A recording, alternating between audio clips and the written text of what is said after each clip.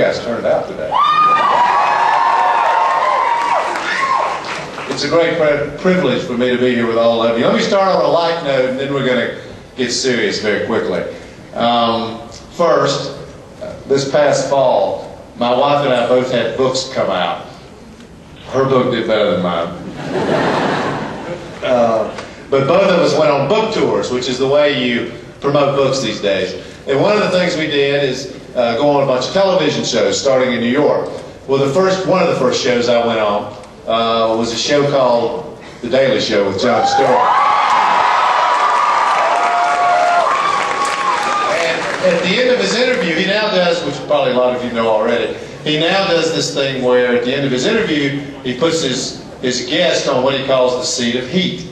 So, at the end of his interview with me, puts me in this seat, the red lights are flashing behind me, seat of heat, seat of heat. Audience gets quiet, and Jon Stewart says, "All right, Senator, I have a question for you."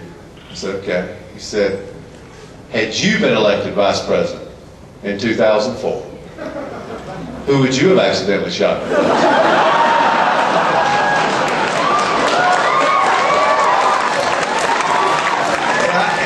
What I thought was a pretty good answer. I said, "Dick Cheney."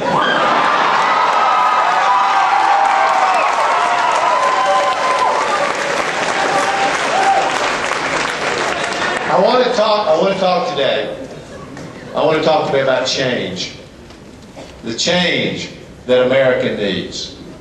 Not small change, transformational change. The change that the world needs. Not small change, transformational change. Other people have said that America is not just a place, it's an idea. Well, for me, that idea is equality. Equality for everyone, equality of opportunity. It is what we believe in. It is so important for America to export equality of opportunity. We need it here at home, and we have challenges there, which I'll talk about in a minute. But the world needs it. The world needs it from us. And the world needs more than that from us. You know, if you look at what's happening in the world today, it's a chaotic place, a dangerous place. It's not an accident. This is a direct result of the fact that America has tried to, George Bush, I should say, has tried to prove over the last 6 years that America can lead just by being powerful, through raw power alone. He's wrong about that.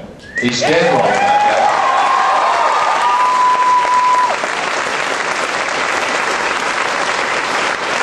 You have to actually have the moral authority to lead. The world has to see you as a force for good.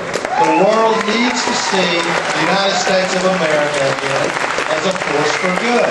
And I want to say, you know, this is not just about us. This is important to the world. When you think about this, we are the preeminent power in the world, and we have the capacity to stabilize the world.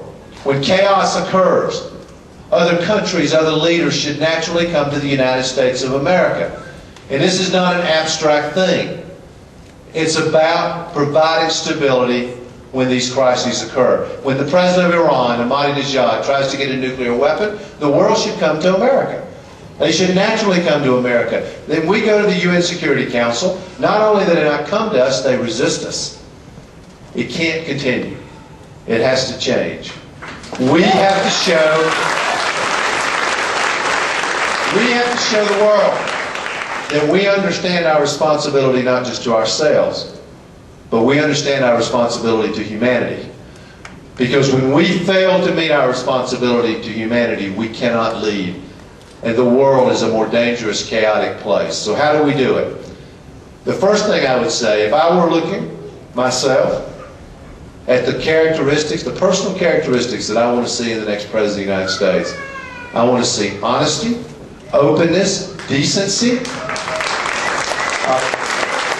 a person who wants to do the right thing under difficult circumstances. And the first thing that the next president should do is travel the world and not speak not speak only to leaders behind closed doors, but to speak to the world the way great American presidents have in the past. John Kennedy gave his famous I Am a Berliner speech. The world needs to hear from the President of the United States, and this should be the message.